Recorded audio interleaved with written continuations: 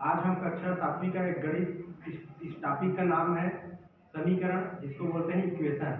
ये जो है हमारा चौथा टॉपिक है, इसके बारे में आज हम अध्ययन करते हैं। तो देखते हैं, आइए समीकरण होता क्या है। ये है समीकरण, ठीक है। इसको हम बोलते हैं इंग्लिश में इक्वेशन बोलते हैं। क्या बोलते हैं? इक्वेशन, ठीक है। तो इक्वेशन होता क्या है इसको समझते हैं। देखो, इनका परिभाषा बता रहा हूं। समीकरण जो है दो राशियों के बीच समांतर दिखाने वाले कथन को समीकरण कहते हैं। क्या बोलते हैं? समीकरण कहते हैं। जैसे यहाँ दिया है, इनका परिभाषा बता देता हूँ।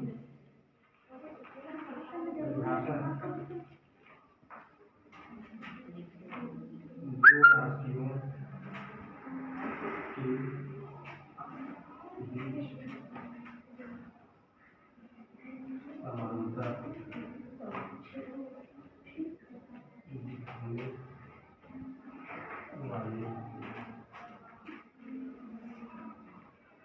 कथन को समीकरण कहते हैं। देखो, यहाँ लिखा क्या है, इनका परिभाषा जो है समीकरण का, दो राशियों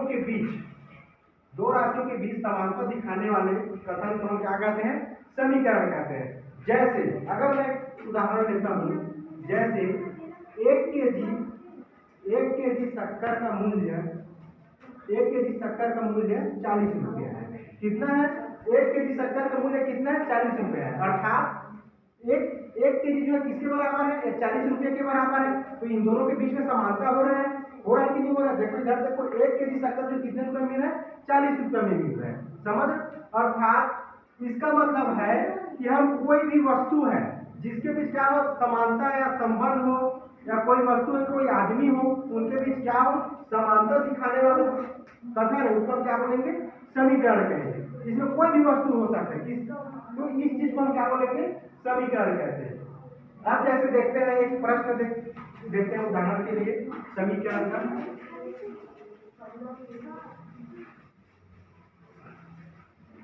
जैसे एक प्रश्न है, इसमें दिया है 3x + 2 बराबर दिया है 17 दिया है। ऐसा एक प्रश्न है, ये हमारे प्रश्न है, एक समीकरण के रूप में है। ये 3x + 2 बराबर कितना है? 17 है। तो देखो, इसमें जो एक संख्या है, संख्या के साथ क्या लगा है? x लगा है।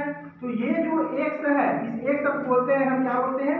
चर राशि कहते हैं। क्या बोलते हैं? चर राशि। इनको बोलते हैं चर राशि। तो चर राशि का मतलब क्या होता है? अर्थात चर राशि का मतलब होता है कि जिस राशि का मान क्या हो, बदलते रहता है समय के अनुसार, मतलब स्थिति के अनुसार, भिन्न भिन्न स्थिति में उनका समझ में क्या, उसका जो मान जो है बदलते रहता है, उसको बोलते हैं हम चर राशि। समझ? मतलब इसका जो मान है क्या होता है? फिक्स नहीं रहता है। इसका मान जो है अलग अलग होता है, परिस्थिति के अनुसार बदलते रहता है, उसको बोलते हैं हम चर राशि। अब देखते हैं इसको हल करके होता क्या है। जैसे इसमें दिया है क्या, 3x + 2 बराबर दिया है 17। अब हम क्या करते हैं, इस दो संख्या को संख्या की तरफ रखते हैं, और जो जिसमें x लगा है, जिसमें चर राशि है, उसको हम एक तरफ रखते हैं। तो इसमें देखो, जो दो जो है ये धन में है। जब हम इस दो का उस तरफ पक्षांतर कर देंगे तो किसमें चला जाएगा?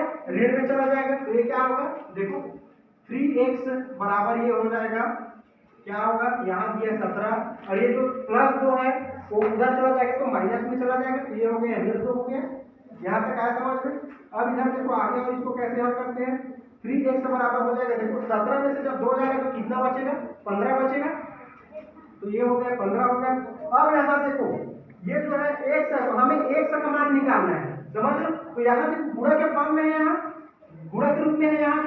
तो जब हम इसको, इस 3 को जो है हम इधर जब पक्षांतर करेंगे तो किसमें चला जाएगा? वो भाग में चला जाएगा। जो संख्या गुणा की स्थिति में है उसको जब हम पक्षांतर करते हैं तो किसमें चला जाता है? भाग में चला जाता है। तो इस तरह से इधर देखो, ये है x बराबर हो जाएगा, ये है 15, और ये जो गुणा के रूप में है जब इधर आएगा तो किसमें चला जाएगा? भाग में चला जाएगा। अब देखो ये होता, अब आगे क्या होगा? अब 15 को हम भाग देंगे, किससे भाग देंगे? इस 3 से भाग देंगे। तो देखो 3 × 3 3 × 5 15, अर्थात x का मान फाइनली कितना है?